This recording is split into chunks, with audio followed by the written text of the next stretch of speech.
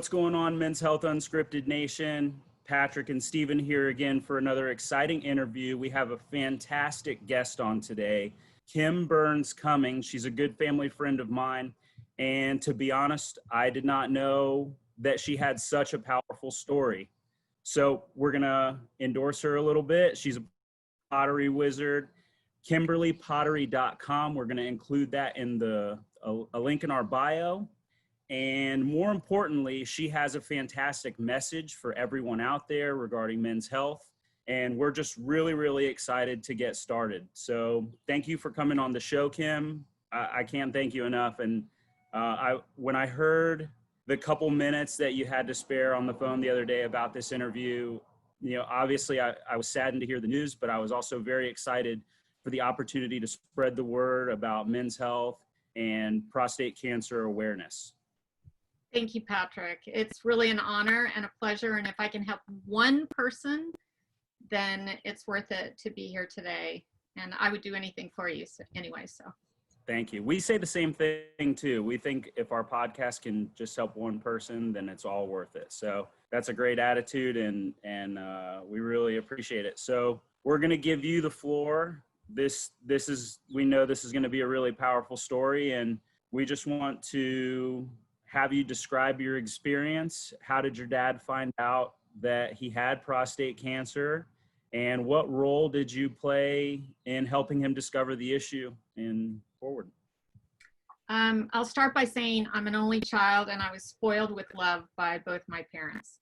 And so we were very, very close. And I was at home one night when my dad called. This was 20 years ago, but the story will be fresher than that, but it was 20 years ago, and he called to say he had some really bad news, that his very best friend, Tom, had called about an hour prior to say that he had prostate cancer, and that he was really shocked because he didn't really feel any symptoms. And he told my dad, listen, it's bad. And I didn't get checked, and so they told me I don't really have that much time. And this was my dad's best friend. He was their best man in their wedding, so this was like his brother. And so I was trying to console my dad without yelling at him, which is really my first instinct. Was so you're acting like prostate cancer is something you don't know anything about. And he goes, well, why would I know anything about it? I don't have it. And I go, so wait, let me get this straight. You haven't been tested for prostate cancer? And he goes, I am fine. I don't have any symptoms. And I said, Dad, it doesn't work that way. Your best friend just told you he didn't have any symptoms, and he has stage 4, or he's in his final days. So tomorrow, either you find a doctor or I will. This is not up for questioning at all. And he's like, I kind of always thought of this as if it ain't broke, don't fix it, he said. And I said, okay, well, I'm going to hang up on you. And tomorrow you're going to tell me what day and time I'm going to take you to your doctor. And so role reversal. So he did.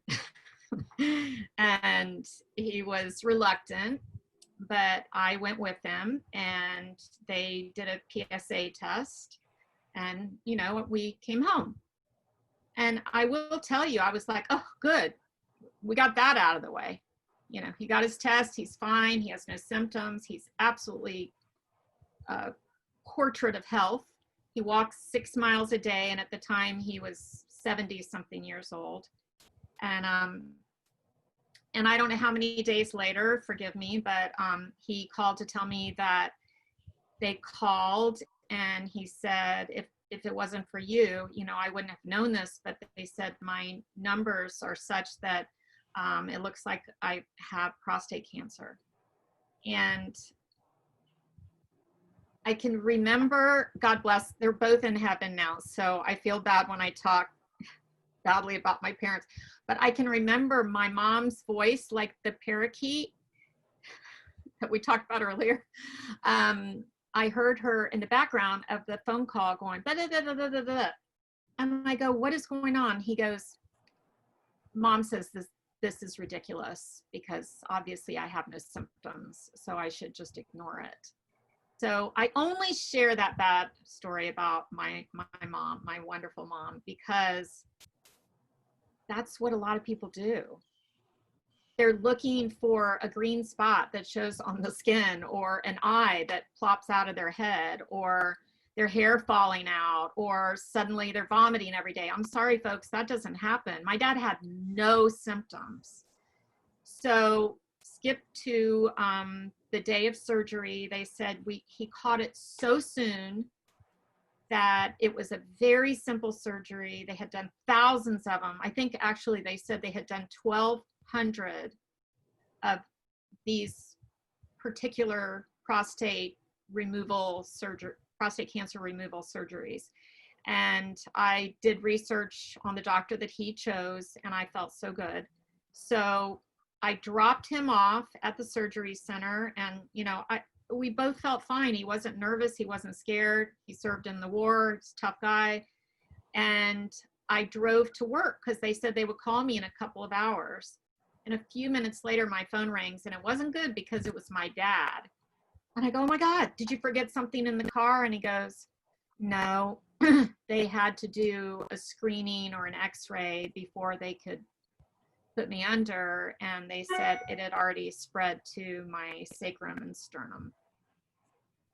So that was probably one of the worst days of my life, because then began the process of having this surrogate relationship with my dad. That was the good part, but the bad part was that my dad needed me to be a medical surrogate for him, because my mom, who I love very much, was not going to be that person.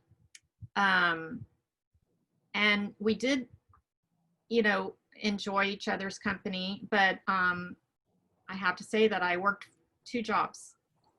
And so some days it was hard when he goes, they just called, he went to the VA, and they just called from the VA, and you have to take me in the morning. And I go, I can't. He's like, I have to be there. So there's that, there's you as the surrogate and the patient have to put up with scheduling, and it's all part of getting well. So anyway, he couldn't have that surgery, and they gave him 2 years to live. And my dad had this beautiful sense of denial. It was amazing. And he just said, we're going to listen to music. He was a sober alcoholic. He hadn't had a drink in years, many years, and which was great. And so we walked together on Bayshore, and we called each other every single day, and I made sure that we joked around and we were happy. It was very easy to do that. My dad was super funny, and they gave him 2 years, but he lived 8 years, because he said, all in all, he felt that they were wrong, and he thought it was gas. Well, the denial got him 6 extra years is what it sounded like there. That's what my whole family believes. Yeah. Wow. So the mind is very powerful. He kind of opted to not go with chemo. Was that a route he took to take? It wasn't an option. We did radiation, and he had a port. And so he would go to the VA by USF, and when he had to, have the radiation put into his port. But he said it never bothered him, and on most days he could go by himself. But if they said that they were going to have to do something else, then I would go. And I had told this part to Patrick earlier, that I don't know what's acceptable to you, but I have to say that some of the people at the VA really mistreated my dad verbally, and it was a miracle that I didn't go to jail, because he's the sweetest, most respectful, kindest, patient man. And it was pretty difficult. It was really challenging for me to watch that. I actually feel emotional just even talking about it, because maybe I didn't want to deal with how scary it was that my dad had the C word. And instead, I'm just remembering how mad I was at the woman that yelled at my dad. Could be, but there are all these things that somebody going through cancer treatment, they have to deal with. And there are some people that are kinder and more loving and compassionate than others. And I hope that your people find those workers. Well, just hearing the compassion in your voice, it's, you know, you hear that the support system is more important than the clinical staff and what they have to offer. And, you know, I have my own experience with that, dealing with my grandmother having it and not receiving the best treatment in the hospital, but just outliving all of her expectations because of the positive quality of life. And it sounds like, you know, what you and your mom provided to him, or at least joined him with, was, you know, going on those walks on Bayshore and embracing, you know, the brighter side of life. So that's, you know, the beauty in this kind of story, that, you know, if that brings you emotion and how people can see another side of the situation. So just embracing what life is left to have. And it sounds like it was a beautiful one, honestly. It was so beautiful, because none of us know how many days we have left on the planet. None of us. And to know that we didn't have to know the number of days that my dad had left, but we knew they were numbered. And for me, suddenly those 2 jobs and my 2 children that I had as a single parent, that wasn't something that I said, Dad, I can't help you because I have blah, blah, blah. My kids wanted me to help their grandfather. My kids wanted me to be with Dad first. And so it was a united force. And plus my kids and my dad, just like a love fest. And they both were involved in school things and Little League. And so my dad never missed a game of my son's, you know, and just being there and being with, he loved being with people. That was his favorite thing. It was his final recording that I still have. God, this is like It's powerful. It's powerful. My husband had taken him, we didn't of course know at the time, but for his last outing and lunch, and he left a voicemail saying, God, today was the most amazing day ever. I mean, just to be with people. Oh my God, and it was gorgeous today. Wasn't it just gorgeous? And I want to thank you, Bill, for giving me this beautiful, beautiful day. You know, like, and then he went into hospice, but he also broke out of hospice. He would call people going, can you come get me? Because like, they're not letting me out of here, you know. My friends would call going, your dad wants me to take, and I go, please don't go get my dad. He's dying. Like, can you please don't get my dad? But he would break out of hospice, and then he would, without any medication, you know, that whole positivity, he would go home. And honestly, we would come over and we would have meals together. And then 3 months later, he would say, I don't feel good. And then he would go back into hospice. And this went on for about 9 months. But it wasn't 9 months of suffering. It was, I don't even know how to explain it, because I've told other people and they go, yeah, I've heard of things like that, but I've never known anyone. And I go, well, of course it would be my dad. So he finally ate this huge piece of chocolate in hospice on Valentine's Day with Bill and me, and he had a massive stroke. And that was better than having him deteriorate, because again, he was very proud, and he was a very handsome man, and he, you know, worked at that. He lifted weights, you know, he didn't he didn't want to leave the earth ugly. So Well, he lifted weights. He was in the military. He walked actively after his diagnosis. Sounds like he lived, really manly, macho lifestyle, but no symptoms of prostate cancer. I mean, these are things that you think you're living a healthy life, so people think they may not have to get checked. And I think that's a really powerful message that you're putting out here right now is just get checked. Just stay up to date with getting checked. Just get checked, because remember, the beginning of the story is that his best friend really is responsible for him having 8 years rather than less than 2. Who knows? Doesn't matter.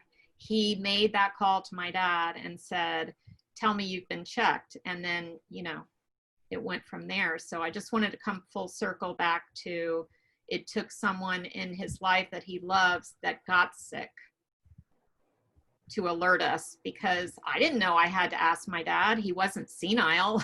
I didn't know I had to say, hey, I just want to make sure you're going to the doctor and having, colonoscopies and all. He hadn't had anything. I didn't know at that time, because I was a mommy myself. I didn't know I was supposed to be doing that. And I want to share that because I didn't know. Yeah. And then my mom ended up dropping dead in the middle of all this, and she wasn't sick at all. So he lived 5 years after that. Here we thought, it was going to be dad, but that's really sad. I'm sorry, but that happened. Mom, the denier, just died in her sleep at 64, my age. So suck the life out of every day, people.